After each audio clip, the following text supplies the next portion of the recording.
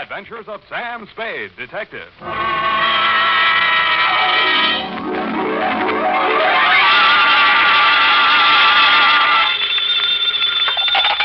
Spade Detective Agency. Oh, murder. Oh, Sam. Have you had a hard day? Murderous? 9 this morning, I grinned through 25 poses, count 'em, over dishes of all 25 varieties of Sanderson succulent soup, a meal in a can. Then, Really, Sam? Then I was imprisoned in a plush chair for 2 hours with a glass in my hand. No. Yes, of Brannigan's Bog, the whiskey that smells like old Ireland. Sounds interesting. It wasn't. They wouldn't let me touch it till after. Aw. And for the rest of the afternoon, I've been pulling up my trousers. Woo. For a series of leg art shots which will bear the legend, Samuel Spade, prominent San Francisco detective, says McGonagall's grip tight is the garter for me. Oh, Sam, how thrilling to be prominent. Maybe so, but fame is a sometime thing, sweetheart. Just a flash bulb in the pan, as you will agree when you have heard my report on the Cheesecake caper.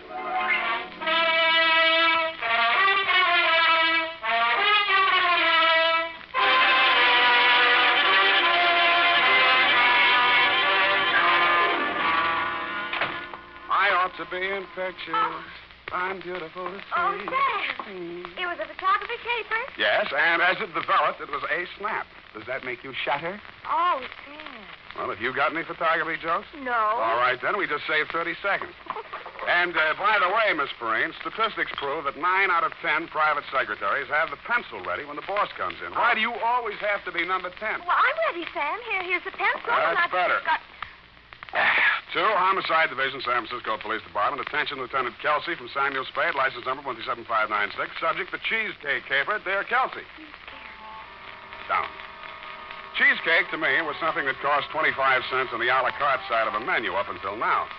As a matter of fact, the cheesecake theme didn't make itself felt until sometime after the beginning of this, which was a phone call at high noon, just as I was wondering where I'd eat. Sam Spade. Mr. Spade, I gotta see you right away. What are you doing? About to go to lunch. Who's this? I'll tell you later. I gotta see you first. Right now. Well, all right. You want to come to my office? No, I'm at Barney's Grill. You know where that is? Yeah, I know where that is. Who will I ask for? Just go in and order a sandwich. Nobody sent for you, see?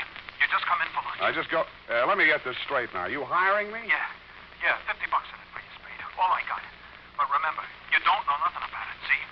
You just came by for lunch. Wednesday is when they have sauerbraten and potato pancakes at Barney's, but then it had been only that very morning that my secretary, Miss Effie Perrine, had looked at my figure, of which she is usually inordinately fond, and made certain remarks to the effect that a few of my pounds needed devaluating. So I decided on a sandwich. The business crowd hadn't arrived, so I slid into a vacant booth, ordered my sandwich, and waited for something to happen. Well, Spade. Huh? You remember me, Spade, Fred Malloy? Yeah, afraid so. Last I heard, you were in Cleveland. Yeah, but I'm in San Francisco now. Well, Cleveland's gain is our loss. I like it here. Maybe they had a hot spell in Cleveland, huh? Heat never bothered me much. Yeah, you ought to be used to that by now. Let's talk about you, Spade. How's business, huh? Please, I'm eating. Yeah, so I noticed. You like Barney's, huh? As good as the next joint, yeah. I mean, you come in here all the time, regular. You ain't here on business now, are you, Spade? Sure, Freddie, sure. Yeah? Yeah, making a little deal. Yeah, who with? Barney, corned beef on rye. Oh. Here you are, sir. One corned beef on... What's the matter? The cook loused it up, sir.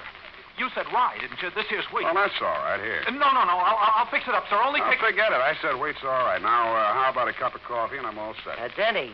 Yeah? You said you were going off duty. Yeah, I know. I'm just finishing up a couple of orders. I'll get my hat. Never mind the hat. Come on, Denny. I'm parked out front. I hate to get wrong with cops. Yeah. Okay.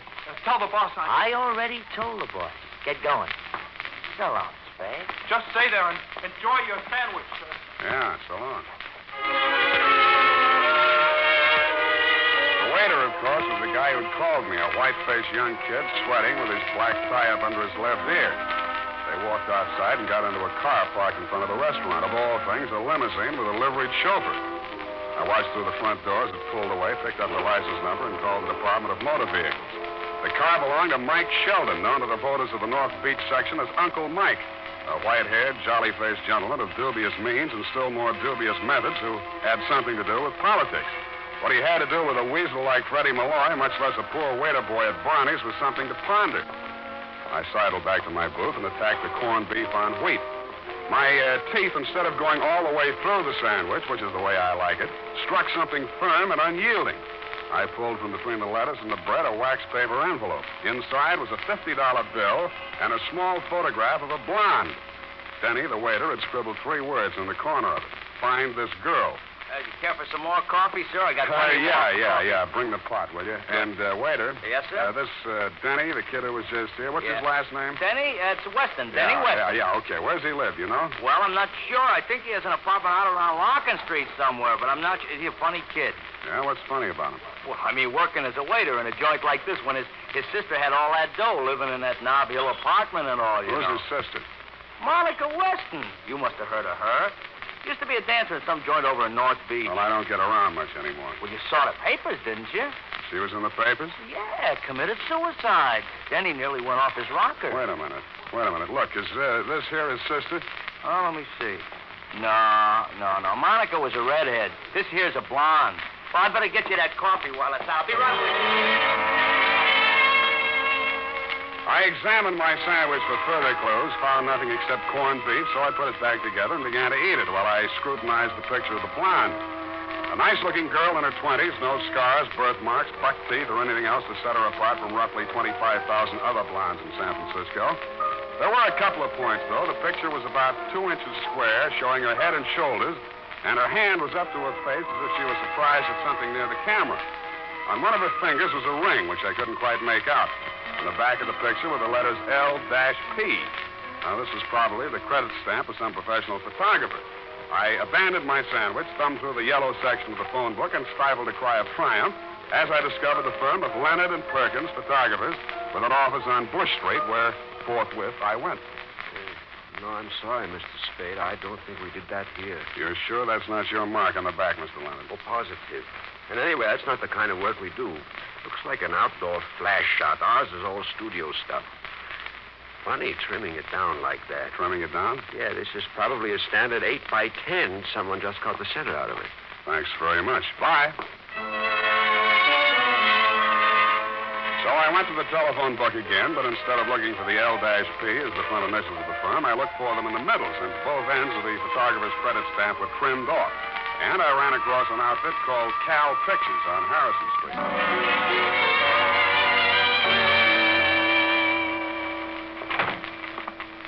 Yes, sir. I'd like to speak to the proprietor, please. There's 3 of them. Mr. Murphy, Mr. Silverian, Mr. Brennis. Take your pick. Murphy will do. He's out. How about Silverian? Tied up with Mr. Brennis. Uh-huh. Where are they tied up? First door to your right. That's the main studio. Do not enter if the red light is on. Heaven forfend. No. Al, will you let me do it my No, way? there is no human interest. I have seen photographers at work in my time, but not like this. I saw now why they were tied up. They were fit to be tied.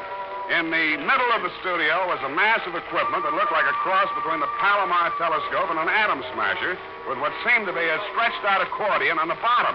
All of it pointed at something lit up by floodlights on a small table. When I got up close, I found out what it was. Brennis and Silveria were photographing a plate of pork and beans. Al, for crying out loud, look at that pork. What is the matter with that pork?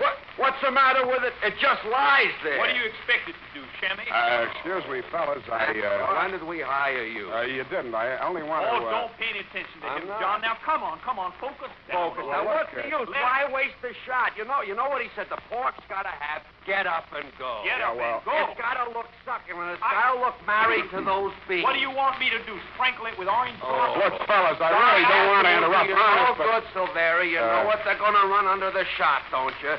Nussbaum's New England pork and beans married in the can. Can I be best man?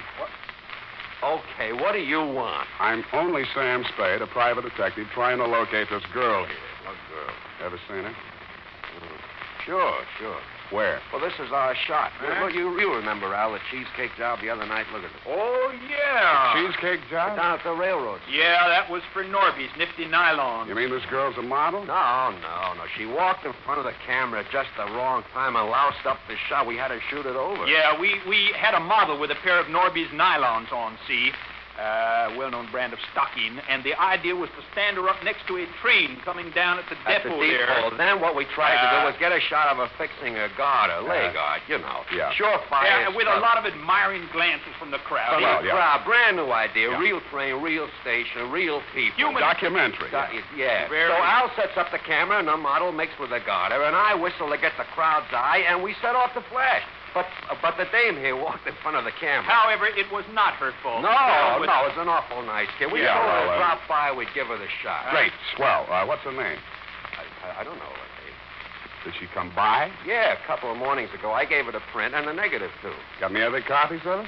Well, I don't know. It'll take us a while to check the file. Oh, a third. Well, look, do that, will you? And if you find anything, here's my phone number. Yeah. Now, as I was saying about that pork, John, Again with a your pork, I told- is your pork. There is nothing you can do to I glamorize it. glamorized the number of pork. So I bought an afternoon paper and went back to the office to take the load off my feet and mull over this latest turn of events. I mulled, decided to contact Denny Weston, my client, found his phone number in the book, and was about to call when the phone went off in my hand. Sam Spade. Spade, this is Denny Weston, the waiter. I'm the guy who... Yeah, I know. I was about to call you. Don't call me, understand? You don't know me. I never saw you. Wait a minute now. I've been chasing that blonde all afternoon. You got your $50, didn't you?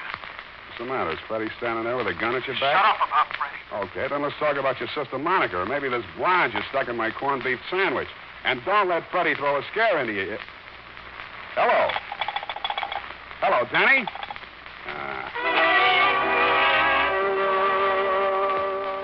So that left me with a set of grim suspicions, a $50 bill, and no client. I put my feet up on the desk and opened the paper. Then I put my feet back down on the floor. On the front page was a picture of my blonde with a caption over it reading, "You know this girl." I took the other picture out of my pocket and compared them. They were the same except for one thing. The picture in the paper was taken on a slab in the city morgue.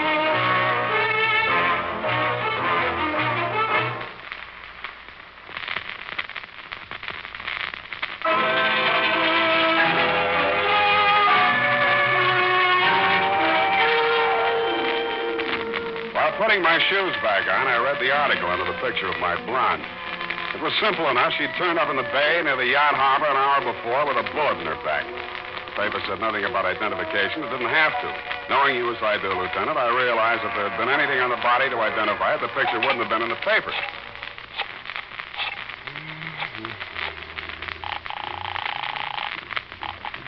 Al, pictures, Brennus. This is Spade. You got anything on that print of the blonde? But we're still on the pork and beans. Yeah, well, drop it for now, will you? And check the files. And if you find the print, sit on it or put it in the safe or something. Understand? But the pork and The beans... pork and beans will have to wait until we find who put the lady in the bay. I had a pretty good idea who put the lady in the bay, but why and how to prove it was something else again. So I turned back to the picture, got out my 15-cent store magnifying glass, and took a closer look at the ring in her hand. It seemed to be black, shaped like a shield with a gold center that looked like a dagger and a mask. 5 telephone calls later, I found the company that made it for an honor society at the University of California. Blue and gold office. Is that the campus yearbook, the blue and gold? Yes, sir, that's right. Do you publish the pictures of the members of the Mask and Dagger Society? We sure do. Who's this? My name is Spade. I'm trying to locate one of the members of the society. Have you got the yearbook files in your office? Clear back to 1895. Well, good. Get out the books from about 1940 on, will you? I'll be over in a half hour. We found her in the class of 1941. Her name was Helen McKelvey.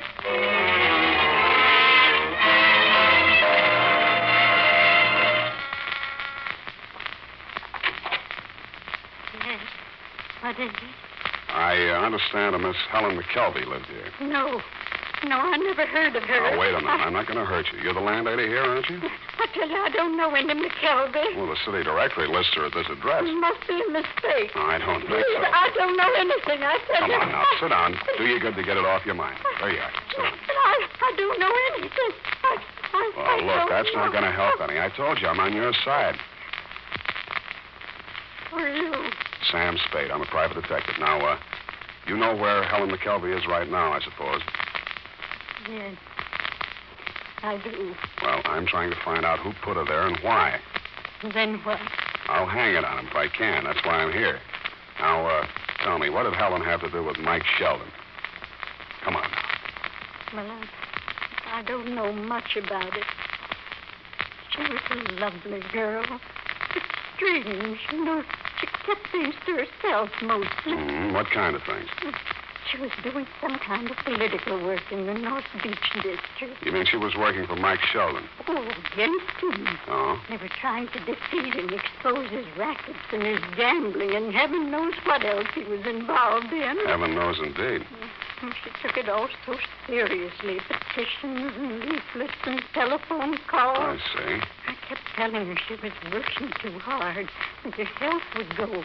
And it did. Last election time, she spent a week in the hospital. But it was all useless.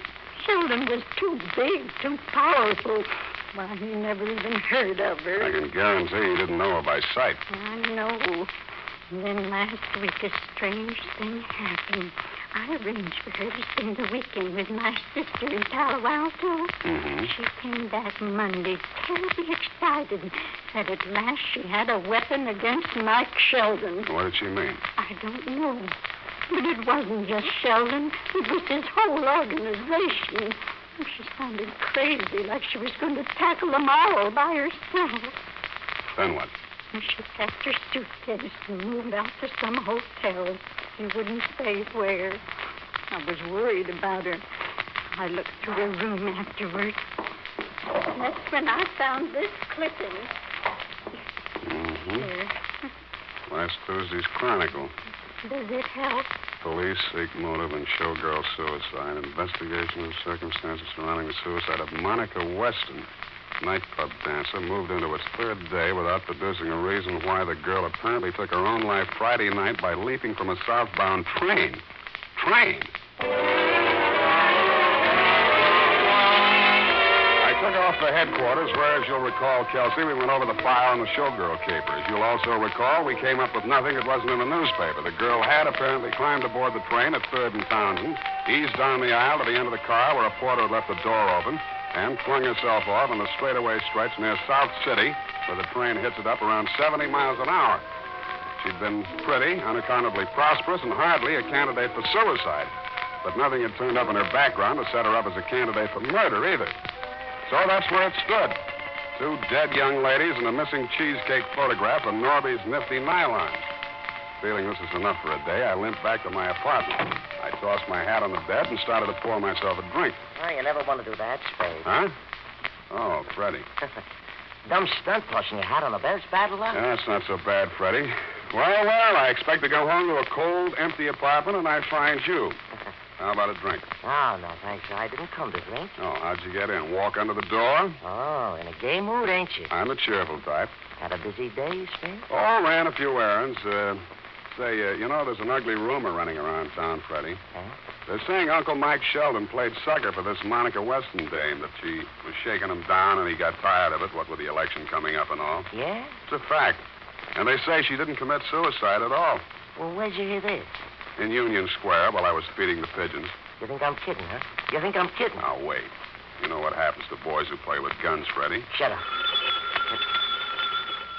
Go on, answer it. Okay. Hello. Mr. Spade? Yeah? Silveria at Cal Pictures. Uh-huh. Listen, about that cheesecake shot. Oh, now, Luella, don't take on. So I didn't mean it that way. Luella? No, I'm talking about the cheesecake shop down at the depot. Luella, honey, the girl is only a good friend. It's all your imagination. Well, it's not my imagination. We found the print in the files, and it's here. The secretary just pulled a boner. Whatever do you mean? Someone named Mike Sheldon called, and she told him that we had it. Now, he's on his way here to pick No, you up. no. Listen, Luella, don't do it. I'll be right down. Sorry, Freddie. No. You ain't going nowhere, Spade. Look, Freddie, this girl, she's all worked up about nothing. Even the pigeons, huh? You want to know what you were doing, Spade? What? I'll tell you. 1:30 p.m. Went to a photographer on Harrison Street. 3 p.m. across to the campus at Berkeley. 10 after 4 to a Lumen house on Bay Street. And from 5:30 to 7 at headquarters. Feeding the pigeons, huh? You're just like Llewellyn, Freddie. Your imagination's running away with you. Come on, have a drink. Now, I told you I don't want to drink. The bottle was half full, but it seemed like a good investment. Freddie took it just over the left ear, sighed, and sat on the floor. I dragged him into the closet, locked it, and took off the Cal pictures.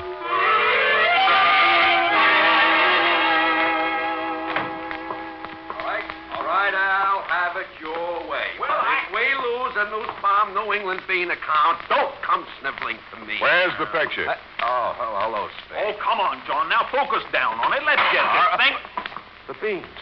2 days' work. Hey, what's the big idea? I'm sorry, fellas. I accidentally hit it with my elbow. I'll buy you a new can tomorrow. Where's the picture? On the table there.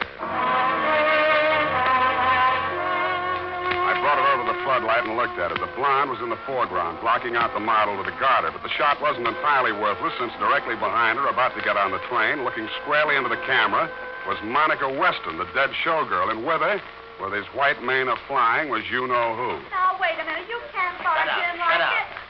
All right, hold it, boys.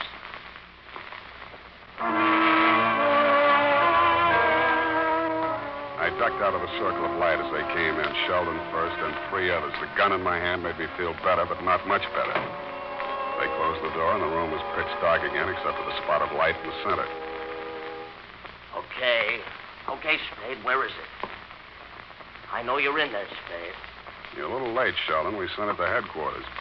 Yeah? Well, I think you've got it right here. She had a negative, you know. Mailed them around like postcards. I'm not worried about the others. Come on now, let's have it. You hear what I said, Spade? Yeah? Come and get it. Okay. Now, hold it, boys. Okay, Spade. I'll come and get it.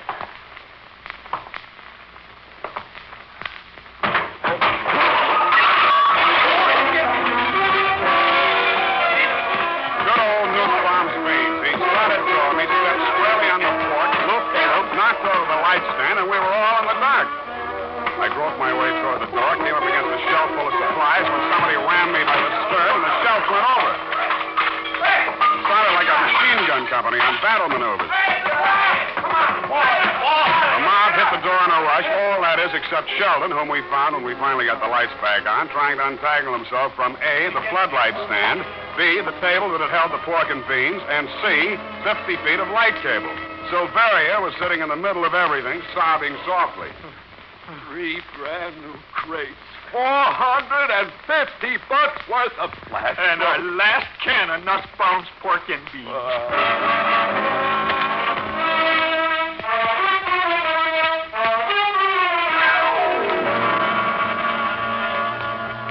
And that tells me about wine for that. Now I have in your hands my account of the affair, plus the cheesecake photograph, plus Michael Sheldon, who is, I admit, a fairly solid adversary. But, of course, this is fairly solid ammunition. Period, and a report.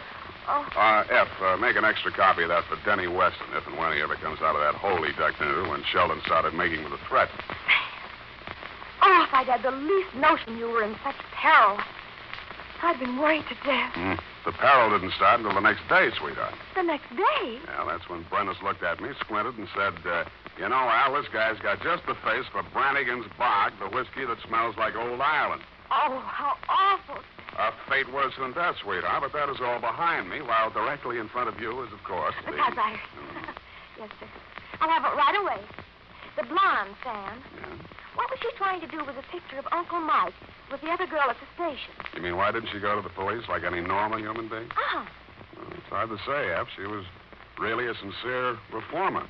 From here, it looks like she was trying to work up a partnership with the dead showgirl's brother.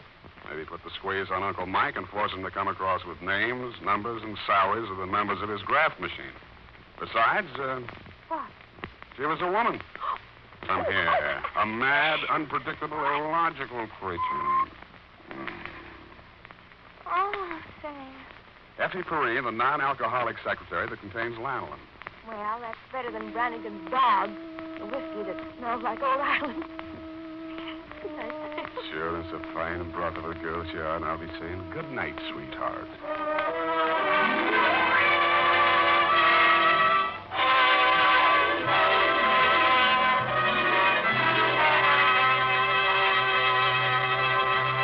Adventures of Sam Spade stars Howard Duff as Spade, with Lurene Tuttle as Effie. This is the United States Armed Forces Radio Service, the voice of information and education.